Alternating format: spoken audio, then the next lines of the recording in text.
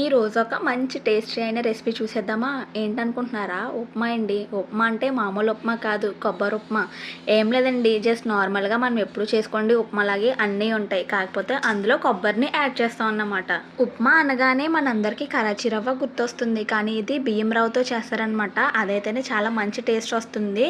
Just నార్మల్‌గా మనం ఎప్పుడు వండుకునే ఉప్మాలాగే అనమాట. పోపులన్నీ వేసుకోవాలి. అండ్ అలాగే క్యారెట్, అల్లం, పచ్చిమిరపకాయలు, ఉల్లిపాయలు మొత్తం అన్నీ వేసుకొని అండ్ అలాగే కొబ్బరి ఉంటుంది కదా, అదైతే ముందుగా ముక్కలు కోసుకొని మిక్సీ అయితే పట్టుకోవాలి.